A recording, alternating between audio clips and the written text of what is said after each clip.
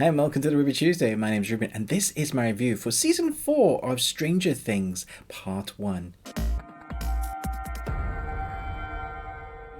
So this is a non-spoiler review of Part 1 of Season 4. It's been 3 years since we've seen anything to do with Stranger Things. We've had a few teaser trailers, but for now, non-spoilers, so don't worry, let's jump in. It's been 6 months since the Battle of Starcourt, which brought terror and destruction to Hawkins. Struggling with the aftermath, our group of friends are separated for the first time, and navigating the complexities of high school hasn't made things any easier. It is the most vulnerable time, and a new horrifying supernatural threat surfaces, presenting a gruesome mystery that, if solved, might finally put an end to the horrors of the Upside Down. Okay, so following the events at the Starcourt Mall at the end, our group, or our ensemble cast, is dealing with what has happened there at the end. They've all got kind of PTSD, and because they've separated now, we've got the Byers that is in California with 11, and we've got some of them in Hawkins. We think, although we know that he is alive, but Hopper looked like he was disintegrated, but now we know he is in Russia somewhere, and it looks like he's in prison. And so we have these 5 storylines that this new season concentrates on, and it feels very disjointed.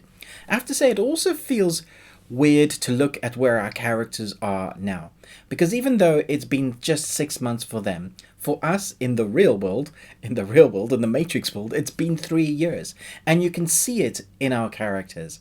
They look older, their voices have changed somewhat, and it's disguised with, I guess, the 80s clothing, some of the buff work, some terrible haircuts, that kind of thing. But you can only disguise so much. So it does feel like there's a very different tone and personas from our character, which is fine, I guess, because they're going into their college year. It is all about growing up. There's a massive shift in tone and pacing in this. And the pacing for this series is, again, very different. It feels like they very much have tried to separate what they did in the first 3 seasons and give us this new season, which is why so many of the episodes are longer. They're an hour long, some an hour and 18 minutes long, couple pushing feature length. We know that episodes 8 and 9 are long. Episode 9, I believe, is 2.5 hours. But for part 1, every episode feels like almost a contained story, even though we're crossing multiple storylines. It just feels like a thing that they're trying to tackle.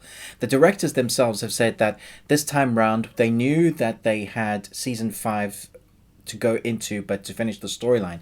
So they had to explain a lot of things in the story to kind of understand what is actually going on. So although this season is kind of like their blockbuster season, it's also a time for explaining what has happened, why things are happening, and give us a bit of insight. So I went in with that sort of mindset. I was hoping that we were going to start getting stories and explanations, but you don't really.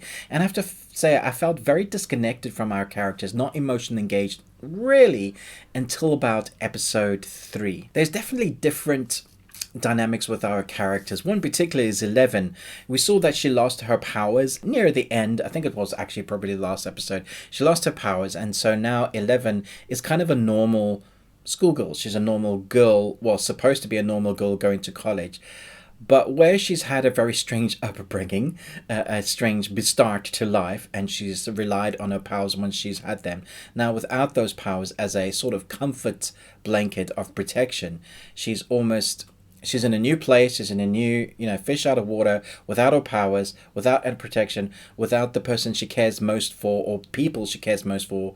She thinks that Hopper is dead, her boyfriend is in the Hawkins, and she's starting college without her powers. So it just all doubles down, and you feel for her. I have 3 main favorite characters this season, and I'm sure like you, or like me, throughout the seasons you would have your teams that you enjoyed more than others. For me, throughout the 3 seasons, which I binge watched recently in prep for season 4, was Dustin and Steve. And Steve becomes one of my favorite characters because he has a great kind of learning. He goes from that kind of jock to a proper hero, as well as Dustin. You see him change, the kid with the teeth, or the missing teeth, the geek, to kind of controlling everything, to being this team of like a bickering back and forth, almost like a buddy cop sort of partnership.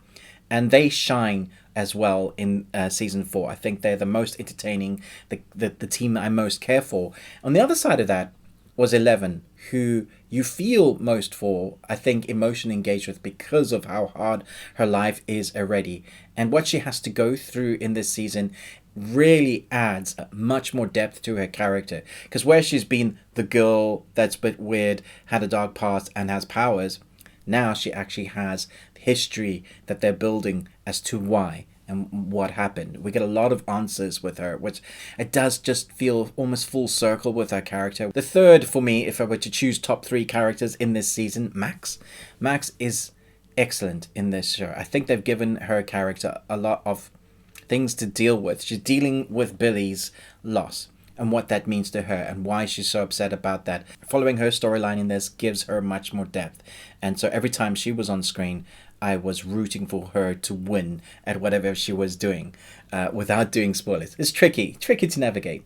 But also there's a thing with the big bad. You know, they're all dealing with it within their own way and how they're going to come together. The Scooby gang has to come together to defeat the big bad, but without Eleven's kind of powers, how do they do that this time round? I was somewhat frustrated with this season because our ensemble cast are all over the place. It feels disjointed and it feels like they're not quite a team again, which is annoying because you had the whole of season 3 or even the first 3 seasons building up this team, getting them to come together, be the team that when they're together they do so much better against the big bad, but when they separate they struggle. And so we have them doing life stuff again. Obviously they didn't know that they were going to have to deal with this again, but knowing them, they should have known a little bit.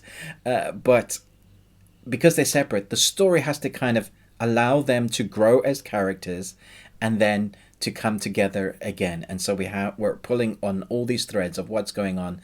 And at times you're just like, I just want you to get over there and help them. And I want you to learn this thing that you haven't learned yet.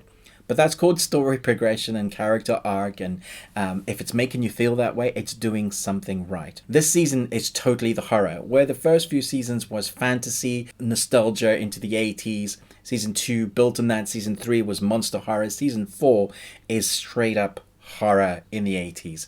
And, you know, there's so many nods to 80s films that you will know and love. There's nostalgia there again. But the body horror aspects that they go into this, I was quite shocked at what I was seeing. I was like, whoa. I was like, Urgh. I remember seeing some of this stuff and like the proper age restricted stuff, and they weren't shying away from that. What you see is really damn creepy. We get new insights into the Upside Down, which I really appreciate. The set design for the Upside Down alone is fantastic look. But it's the intelligence around the big bad. It's this creepy undertone that's there the whole way through, that people are just on edge. You feel like you're just on edge as you're watching the story progress. Because there's no safety net with 11, it's a very clever writing mechanic to wonder who's going to survive this. And because you know the series is coming to an end, not in season 4, but season 5, you don't know who's going to survive season 4. Be expected for a few surprises and a few characters to show up that you might not expect to see either, whether they're new or kind of nods to the 80s. I think horror fans are really going to enjoy this season. Let me know your thoughts down below once you've seen it. I'm thinking of doing a separate review for episode 7. Might drop that. Thanks so much for watching this. Do give me a like and a subscribe and hit that bell. I hate asking for that, but it really does help with the analytics, and I've been doing this for a number of years. I'd like to carry on, make it a career somewhat in the future if possible, so I appreciate your support. Thanks so much for watching, but most of all, until next time, remember, live long and Tuesday.